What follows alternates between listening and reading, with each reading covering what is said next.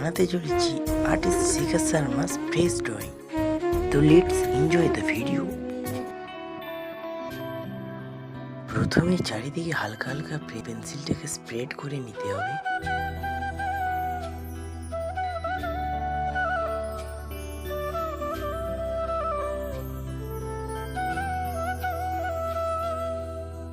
ধীরে ধীরে অ্যাঙ্গেলের সাথে স্প্রেড করতে হবে যাতে ফেসটা ফ্ল্যাট না হয়ে যায়।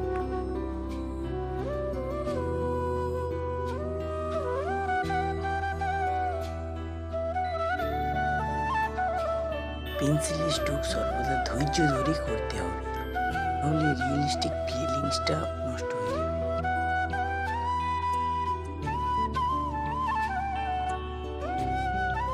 সবসময় চেষ্টা করবে লাইট টু ডার্ক শেডের দিক যেতে।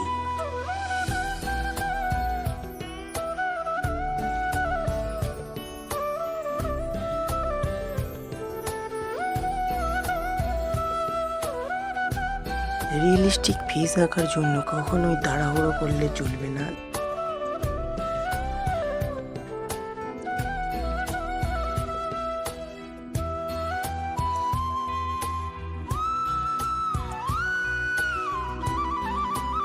ভিডিওটা না কেটে সম্পূর্ণ কিছুই বোঝা যাবে না, তাই ভিডিওটা না কেটে সম্পূর্ণ দেখার অনুরোধ রইল।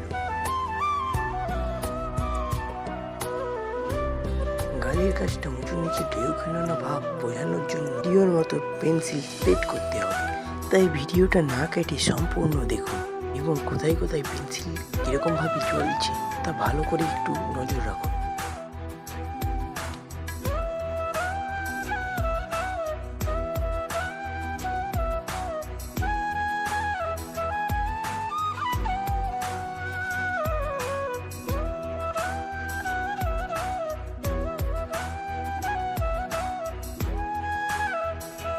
পেন্সিল দিয়ে স্কেচ করার পর ইরেজার দিয়ে ভালো করে হাইলাইট করতে হবে ভিডিওর মতো, এবং মনে রাখতে হবে পুরো এরিয়া না ইরেজ হয়ে যায়, সেটা মাথায় রাখতে হবে।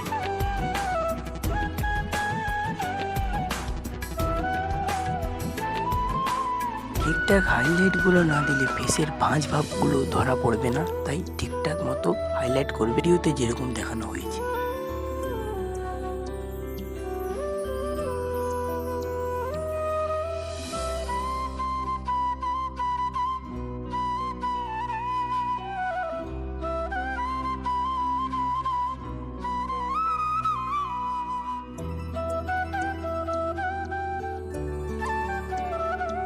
সবসময় চেষ্টা করবেন লাইট টু ডার্ক শেডের দিকে যাওয়ার জন্য, তাতে স্কেচটা আরো রিয়েলিস্টিক ফিলিংস এসে যাবে।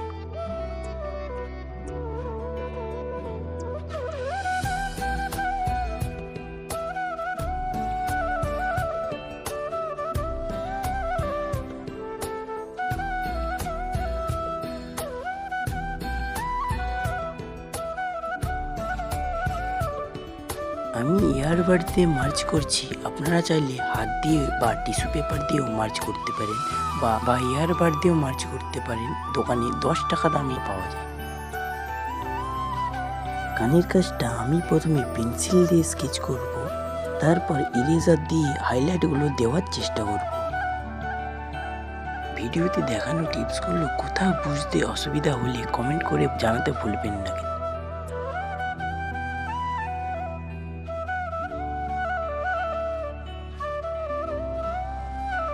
ইরেজার দিয়ে হাইলাইটগুলো না দেওয়া হলে রিয়েলিস্টিক ফিলিংসটা কখনোই আসবে না। ভিডিওটা যদি ভালো লেগে থাকে তাহলে চ্যানেলটিকে সাবস্ক্রাইব করবেন।